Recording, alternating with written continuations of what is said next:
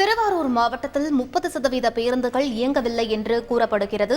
இது பற்றிய மேலும் விவரங்களை எமது செய்தியாளர் மணிகண்டன் சொல்ல கேட்கலாம். வணக்கம் மணிகண்டன், இன்றைய நாளை பொறுத்தவரையில் இந்த 30% பேருந்துகள் என்பது இயங்கப்படுவதற்கான வாய்ப்புகள் இருக்கா?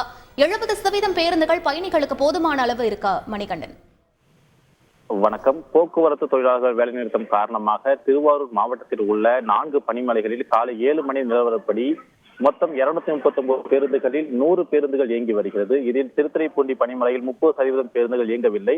மொத்தம் திருவாரூர், திருத்துறைப்பூண்டி, நன்னிலம், மன்னார்குடி ஆகிய 4 பனிமலைகள் உள்ளனர்.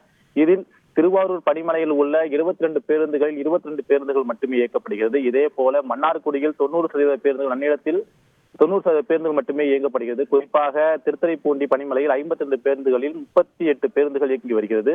மேலும் திருவாரூர் மாவட்டத்தில் காலை நிலவரப்படி மாவட்டம் முழுவதும் 70% பேருந்துகள் இயங்கி வருவதாகவும், பொதுமக்களுக்கு தேவையான பாதுகாப்பு ஏற்பாடுகள் முழுமையாக செய்யப்பட்டிருப்பதாகவும், அனைத்து போக்குவரத்து கழக பனிமலை மற்றும் பேருந்து நிலையங்களில் காவல்துறை பாதுகாப்பு பணியில் ஈடுபட்டுள்ளதாகவும் மாவட்ட நிர்வாகம் சார்பில் தெரிவிக்கப்பட்டுள்ளது.